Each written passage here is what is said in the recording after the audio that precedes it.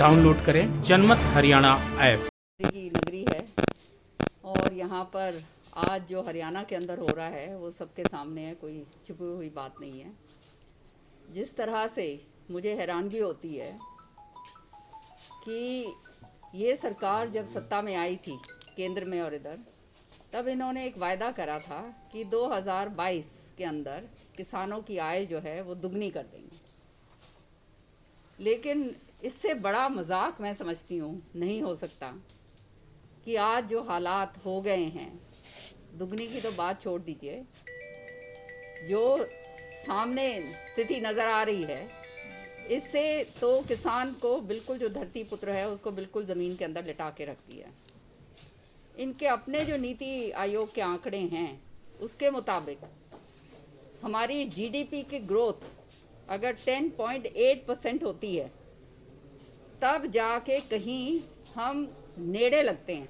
समझ रहे हैं हम? आज हमारी जीडीपी की ग्रोथ 27% से भी नीचे नेगेटिव आ गई है।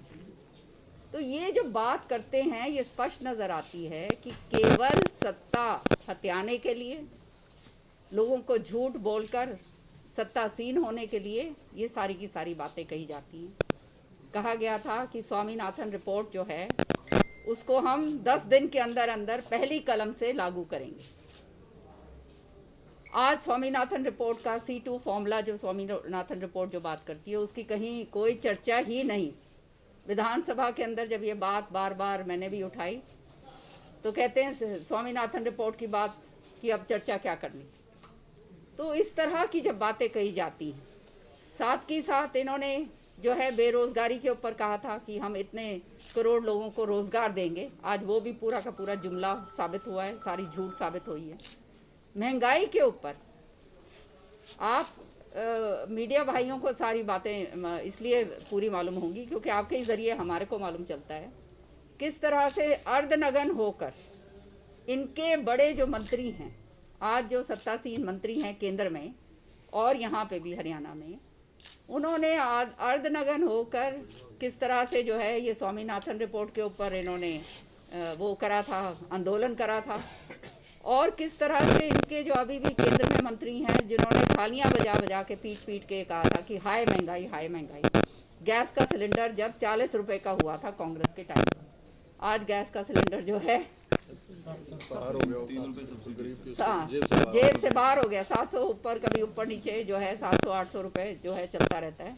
और जो सब्सिडी मिला करती थी वो सब्सिडी पूरी तरह से खत्म कर दी है।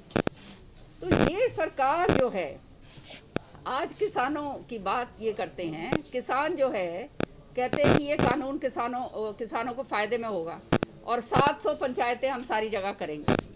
इनको जो है इतना झूठ बोलते हुए शर्म भी नहीं आती। मैं तो ये बात कहूँगी कि वो धरती पुत्र जो अपना 2 एकड़ की 1 एकड़ की ज़मीन, छोटा जो किसान है वो अपना काम कर रहा है, अपना बसर कर रहा है। आज जो है उसके जो बच्चे हैं उसके जेब में भी वो 10 रुपये इसलिए डाल सकता है क्योंकि वो अपना खाना पीना खुद कमा रहा है, किसी के भरोसे नहीं है। आपने जैसे 70-75% का जो वायदा करा था नौकरियों का, वो तो आप दे नहीं पाए। तो ये बच्चे कहाँ जाएंगे आप? और जिस तरह से ये जो जन आंदोलन, ये जो आज पूरे, मैं समझती हूँ पूरे हिंदुस्तान के अंदर लोगों को मालूम चल गया है, ये जन आंदोलन है, ये खाली किसानों का आंदोलन नहीं है। और आम आदमी को समझ आनी चाहिए इस बात की कि आने वाले समय के अंदर अगर ये तीनों कानून जिस तरह से ये लागू करना चाहते हैं, जिसके ऊपर स्टे सुप्रीम कोर्ट ने अभी करा है, ये अगर लागू होते हैं तो सबसे पहले जेब के ऊपर मार अगर पड़ेगी तो आम जनता के ऊपर पड़ेगी। तो है वही है। और जिस तरह से ठंड, कड़कती ठंड के अंदर बाल बच्चों के साथ माताएं बहनें सब बैठी हुई हैं और आप देख रहे हैं किस तरह से सारा ये बात चल रही है। ये इन आकाओं का, ये राजनीतिक आका जो हैं जिनको जनता ने बनाकर वहां बिठाया, ये आकाओं को समझ क्यों नहीं आ रही कि ये जो दुख दर्द और ये जो हाय जो ले रहे हैं, ये हाय इनको मार के छोड़ देगी। मार के मतलब इनका राजनीतिक पतन जो है निश्चित है आने वाले समय। मैडम क्या कहना चाहेंगे? कहा है कि कोई भी मतलब मंत्री या विधायक लोगों के बीच नहीं जाएगा, अभी एक मतलब एडवाइजरी जारी की अमित शाह जी ने भाजपा लोगों के लिए, उसको आप क्या मानते हैं? तो आप वो उनको भी समझ में आ गई है। नहीं देखिए, आप एक तरफ तो ये है वो कह रहे हैं नहीं जाएगा, क्योंकि उन्हें मालूम है कि वहाँ पे अपने क्षेत्र में कोई जाएगा और समर्थन में बोलने जाएगा तो वहाँ तो जो हालात उसके होने हैं वो तो सबको पता ही है। दूसरी तरफ अभी भी अपना हठकर्मता नहीं छोड़ रही है। ये जो है, क्योंकि पूंजीपतियों को जो है फायदा पहुंचाना बहुत जरूरी है, इसलिए ये किसानों का जो है रद्द नहीं कर रहे हैं कानून। लेकिन निश्चित तौर पे मैं आज कहना चाहती हूँ, इनको रद्द करना पड़ेगा और अब इनको जो है सबक जो है किसान सिखाकर ही भेजें। दूसरा कल जो पुलिस की भारी व्यवस्थाएं थी, कल वहाँ पे पुलिस के छापी बना दी थी, राजभवन के आसपास लोगों को ज्ञापन नहीं देने दिए। हाँ, क्या मानते हैं? देखिए, कांग्रेस हम विपक्ष के अंदर हैं और विपक्ष के नाते हमारा जो है दायित्व बनता है कि आज जो हो रहा है उसका जो है हम भी उसका सपोर्ट दें। इसके अंदर कोई राजनीति नहीं है। मैं भी चौधरी बंसीलाल जी की पुत्रवधू हूँ, हम भी किसान परिवार से ताल्लुक़ रखते हैं। मेरे पिताजी जो हैं वो ब्रिगेडियर आत्मा सिंह रिटायर्ड आर्मी के ऑफिसर हैं। तीन उन्होंने लड़ाइयाँ लड़ी हैं, बांग्लादेश के अंदर जो हैं घायल हुए हैं, सारा कुछ है। तो हम लोग साथ इसलिए जुड़ रहे हैं क्योंकि हम इस चीज़ को समझ सकते हैं कि ये कितना गलत करा जा रहा है, और इसलिए जो है ये कांग्रेस जो है ये अपने अभियान चला रही है। कल जो है हमने घेराव करने की कोशिश करी, लेकिन जो है दो बारी आप देखिए हमारे को गिरफ्तार करा गया, क्योंकि एक जगह ले जाके बैठ गए तो वहाँ से फिर हम भाग के फिर से कूच करने लगे, फिर दोबारा से उनको करना पड़ा। तो ये सरकार पूरी तरह से घबरा चुकी है और ये तो सरकार नाम की रह गई है। मैम क्या कहना, कोई सरकार का कोई मायने रह नहीं गया। कांग्रेस नेताओं के लगातार बयान आ रहे हैं कांग्रेस नेताओं के कि बीजेपी के विधायक उनके संपर्क में है, बीजेपी के साथ साथ जेजेपी और निर्दलीय उनके भी संपर्क में। क्या कहना चाहेंगी, सरकार खतरे में है? मैं तो एक बात कहना चाहूँगी कि आज जो हालात हैं, बीजेपी ने खुद जब इन्होंने अपने हिदायत दी है, जैसे आप पत्रकार भाई मेरे को बता रहे हैं, उन्होंने हिदायत दी है कि वहाँ पे अपने क्षेत्रों में ना जाएं, तो इसका मतलब ये है कि वो जानते हैं कि जिसने समर्थन नहीं दिया लोग उसको अपने क्षेत्र के अंदर घुसने नहीं देंगे, उस विधायक को। तो ये जो है बार बार हमने डिमांड जो करी है कि इसका स्पेशल सत्र बुलाया जाए, ताकि पता चल जाए कौन वोट करता है इसके पक्ष में, कौन वोट करता है इसके खिलाफ में।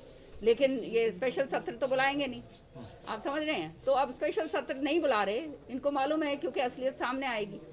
तो इनको जो है, मैं कहती हूँ आपके ज़रिए सारे लोगों को मैं कहना चाहती हूँ कि सारे MLA जो हैं उनके हस्ताक्षर कराए जाएं कि भाई तुम कौन से किसके पक्ष में हो या विपक्ष में। अच्छा, बातचीत होती और उससे पता चल जाएगा कि कौन पक्ष में है कौन विपक्ष में है। जो विपक्ष में है जनता उसको अपने आप सिखा। मैम, बातचीत होती रहती है क्या विधायकों के साथ?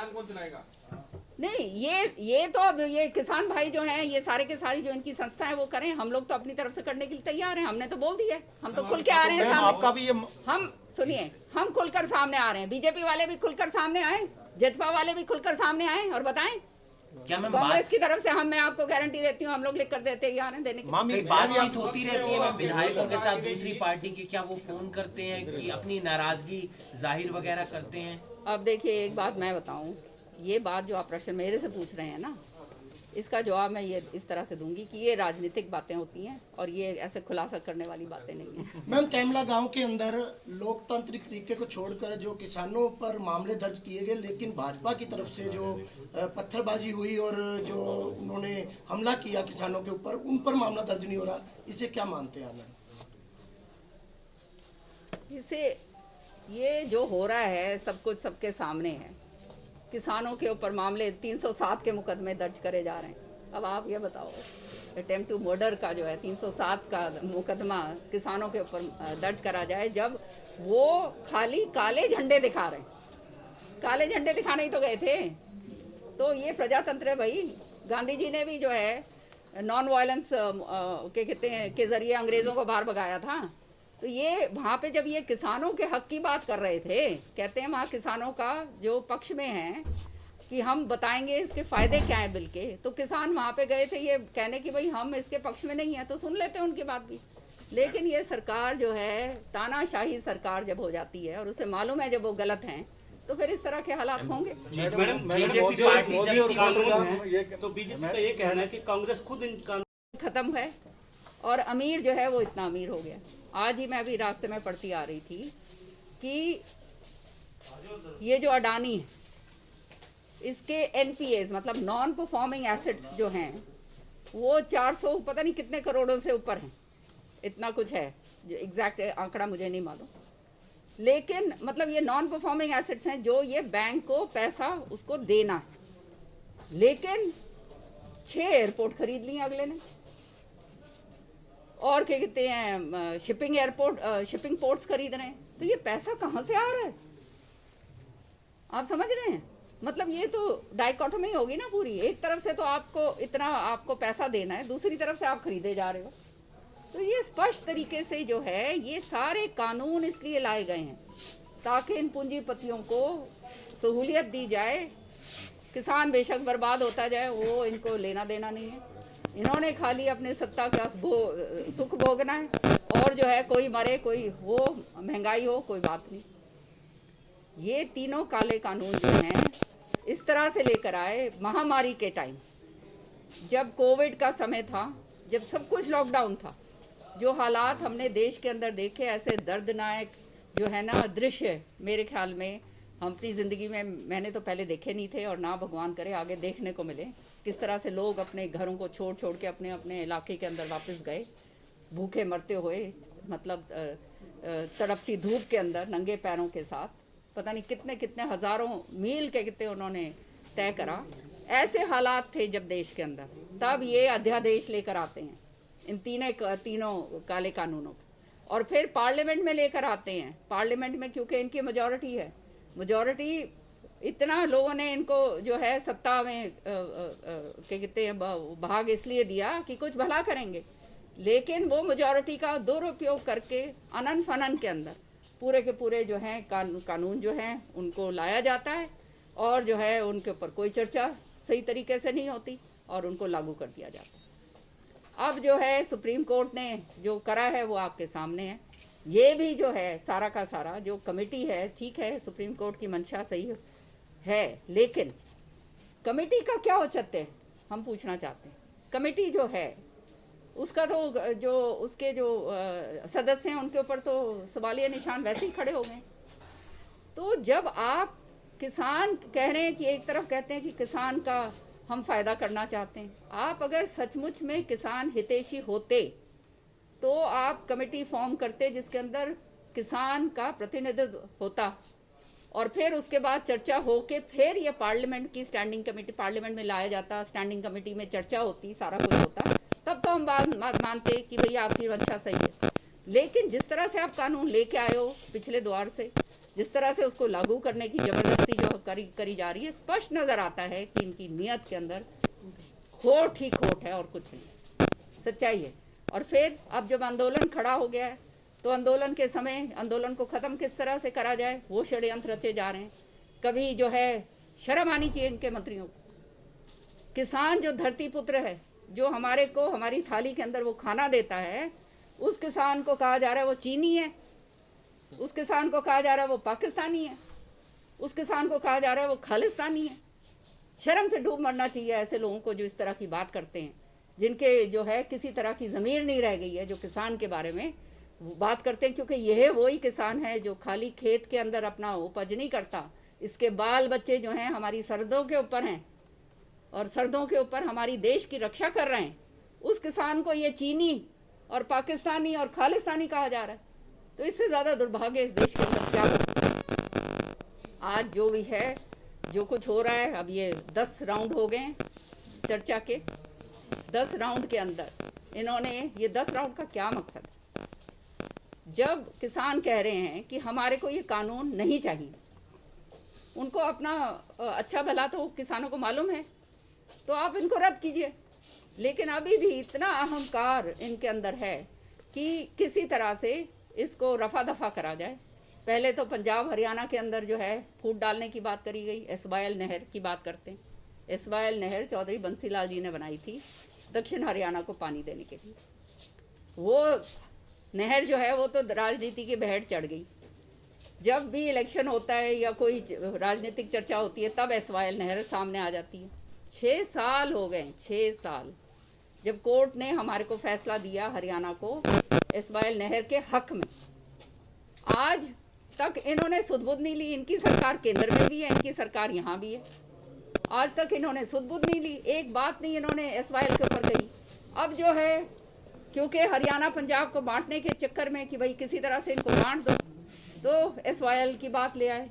अरे मैं पूछना चाहती हूँ आपके ज़रिए, कौन रोक रहा है आपको? और आप ये जो फर्जी उपवास करते फिर रहे हैं सारी जगह, कौन रहा है आपको? सरकार आपकी है, दोनों ले आइए, पानी ला के दीजिए। लेकिन ये खाली राजनीति करनी और लोगों को बेवकूफ़ बनाना जो है, ये अब लोगों की, वो कहते हैं ना चश्मे जो हैं, वो चश्मे अच्छे दिन आएंगे, अच्छे दिन आएंगे, वो अच्छे दिन के चश्मे जो हैं लोगों के आंखों से उतर गए। और किस तरह से बरगलाओ, किस तरह से भ्रमित करो, किस तरह से झूठ बोलो, किस तरह से जुमले दो, समझ रहे हो? तो ये ऐसी बिल्कुल गलत बात है। कांग्रेस हमेशा से जो है MSP का जो कानून है कि आप कुछ करना चाहते हो तो उसको तगड़ा करो, ताकि वो जो है किसान को उसकी निर्धारित फसल का पैसा मिल सके। आज के दिन जो MSP जो मिलती भी है, नाम मात्र जो मिलती है, वो भी पूरी नहीं मिलती। तो आप इस तरह के कानून लाओ जिससे आप उनको मजबूत कर सकें। कांग्रेस कभी भी जो भी किसान का हो, मजदूर का हो, कोई भी आम आदमी की बात हो, कर्मचारी हो, कोई मेरा कोई भी वर्ग जो हो, व्यापारी भी हो, GST का भी आपने देखा किस तरह से ये GST लेकर आए। मैं एम्पावर्ड ग्रुप ऑफ मिनिस्टर्स की मेंबर थी GST के अंदर। हम लोग क्यों नहीं लेकर आए GST? शुरुआत हमने बेशक करी थी, क्यों नहीं हम लेकर आए? हम इसलिए नहीं लेकर आए क्योंकि उसके ऊपर समन्वय नहीं बना था। इन्होंने सबसे पहले आते ही हमारे मीटिंग के अंदर जो इनके राजनीति के आगे, राजनीति के पीछे, हर हलचल को जानने के लिए हमारे YouTube चैनल जनमत हरियाणा को लाइक करें, सब्सक्राइब करें और अपडेट रहने के लिए बेल आइकन दबाना ना भूलें। देखते रहें जनमत हरियाणा, सच के अलावा कुछ भी नहीं।